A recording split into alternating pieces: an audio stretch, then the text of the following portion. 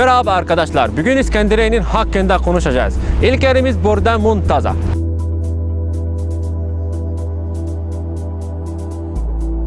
İkinci Hidi ve Abbas Hilmi Muntaza Sarayı'nı inşa etmeye karar vermiş ve kişisel olarak ona dikkat ediyormuş.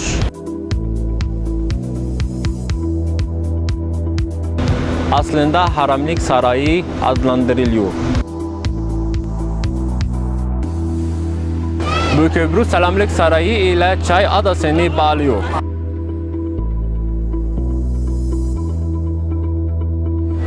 Bu köprü Faruk Kralı döneminde inşa edilmiş.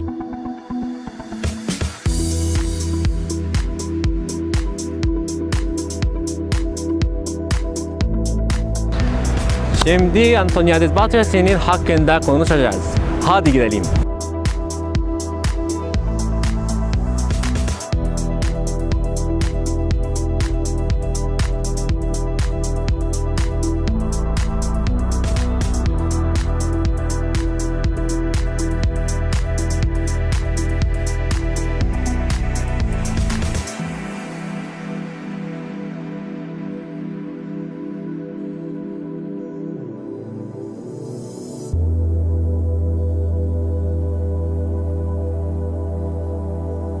Mısır'daki İskenderiye'nin en eski bahçesidir.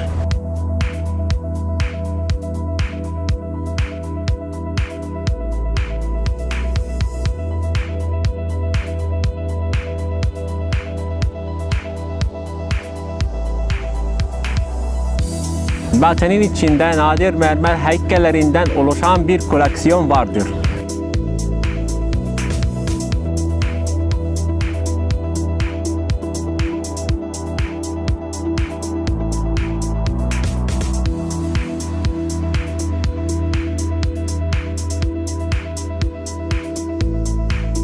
Bastiyer bahçeleri de olarak biliniyormuş.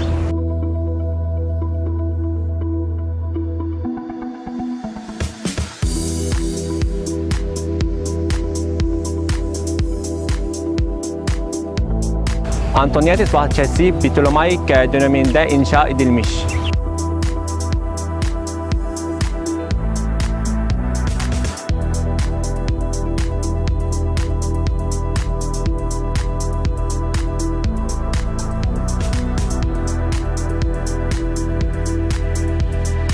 ...1860 yılında Muhammed Ali Paşa bu bahçeyi almış.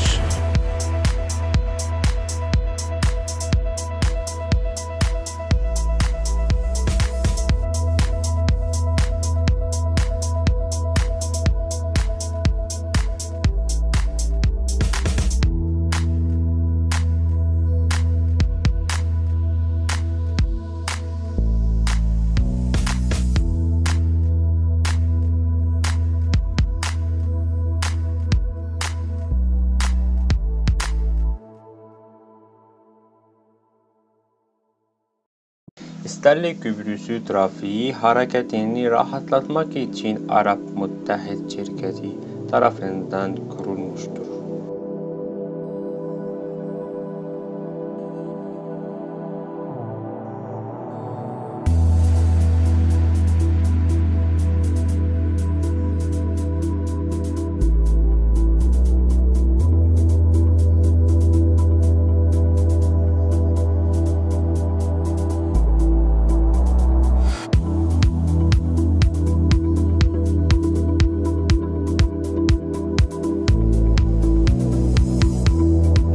Roma tiyatrosu eski bir şehir olan İskenderiye Romalıların eline geçtiği zaman 4.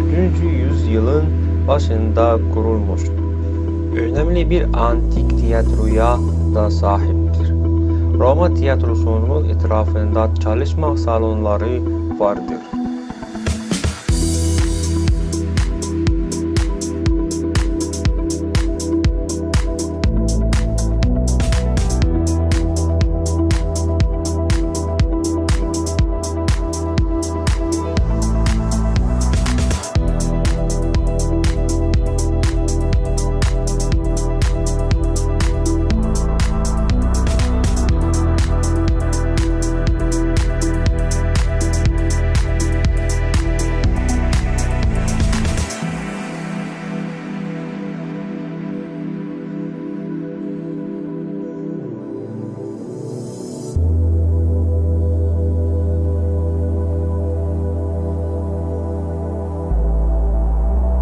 Derviş Tiyatrosu 1921 yılında Fransız mühendisi George Park tarafından kurulmuştur.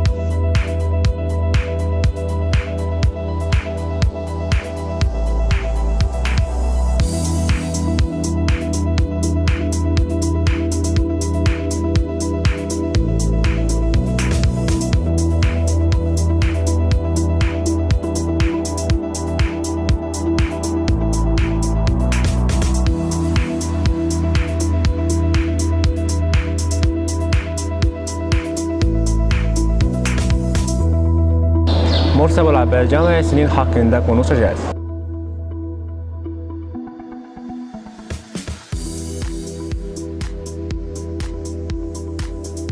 Mısır Beraber Camiası en eski ve en ünlü camilerden biridir.